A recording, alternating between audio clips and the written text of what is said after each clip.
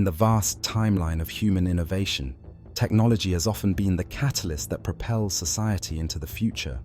But few innovations have been as polarizing as the birth of cryptocurrency in the mid-2000s. Imagine this. It's 2005, and a mysterious new concept is quietly emerging in the corners of online forums, used by cypherpunks and libertarians clamoring for privacy. It wasn't called Bitcoin yet. Heck, it wasn't even a currency anyone could use. But the seeds of a revolution were being sown. You see, by then, the internet had already transformed the way people interacted.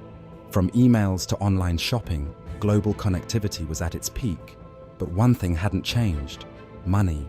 Traditional currencies still ruled the world, shuttled back and forth between banks through everyday transactions. However, what if you could eliminate the middleman entirely?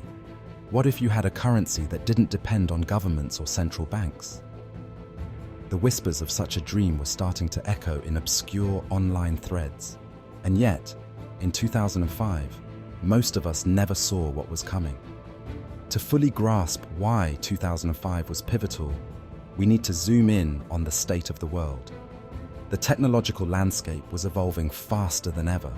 Smartphones, social media, and cloud computing were taking baby steps into becoming mainstream.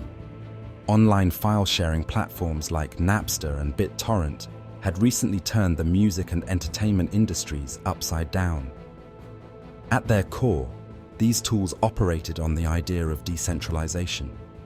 People shared directly with each other, peer-to-peer, P2P, skipping over the corporate structures that traditionally held all the power.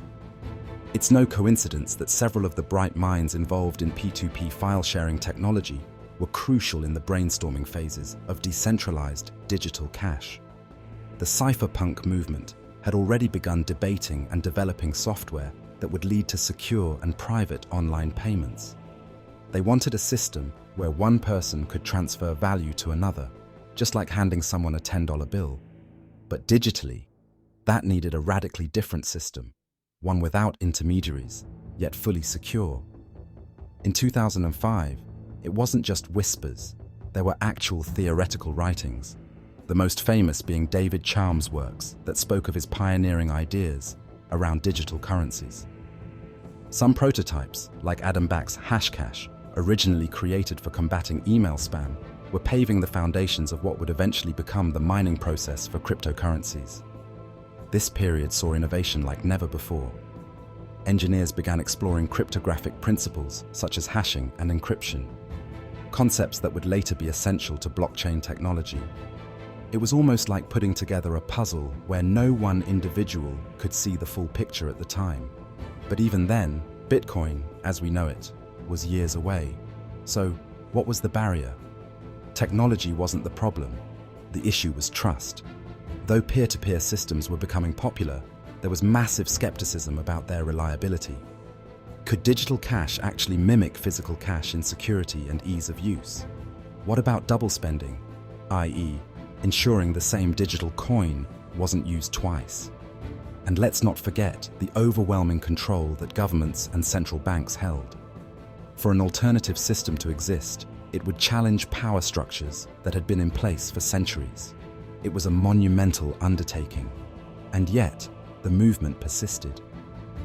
Meanwhile, the visionaries of this space continued experimenting, building frameworks, debating philosophy, and dreaming bigger dreams. This was also when the movements advocating for free information and privacy began to overlap more closely with experiments in decentralized finance. Concepts like electronic wallets began taking shape. While shaky and nowhere near what we're used to today, they demonstrated proof of concept. Some saw these breaks from centralized governance and financial systems as rebellions. Others saw them as the future. If you had invested in this idea in 2005, though, it wasn't money you would have needed. It was belief. That's the incredible part. Cryptocurrencies weren't commodities like they'd eventually become. They weren't tradable assets with a predicted return. They weren't anything other than an idea. A wild, untamed, ambitious idea that most people ignored or openly ridiculed. Financial analysts dismissed the movement as a joke. Governments didn't even bother regulating it, and the general public, well, they weren't even paying attention. But as history would later show, some of the most disruptive technologies have humble beginnings. The individuals who stuck around didn't do it for quick profits.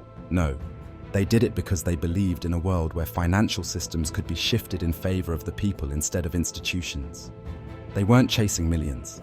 They were chasing freedom, the freedom to exchange value without anyone looking over their shoulder. Let's pause here for a moment and reflect. Imagine if you were transported back to 2005 and given this information. Would you have taken the leap? Would you have pitched in your resources, maybe even precious time, to build an idea most people didn't think would go anywhere? Think about it. Investing in cryptocurrency wasn't like making a startup bet in Silicon Valley. Platforms such as Ethereum, Ripple, and Bitcoin didn't exist yet. What existed was highly theoretical concepts built on trust, code, and revolutionary ideas. The potential was out there to influence history profoundly, upending systems that had governed wealth for centuries. Just consider, if you were introduced to this idea that one day Bitcoin, a concept so obscure it barely had a name, would be worth tens of thousands of dollars per coin, you would have laughed, just like many did. But hindsight is 20/20. Looking back now, 2005 wasn't just another year. It was the quiet before the storm, an era brimming with untapped potential and innovation simmering below the surface. It was the period when the seed of decentralization truly began embedding itself into the DNA of our technological evolution. And look where we are now.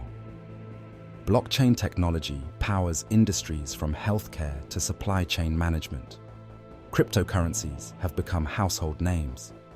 More importantly, the ripple effect cryptocurrency has had in challenging the status quo, everything from banking to governance, is immeasurable.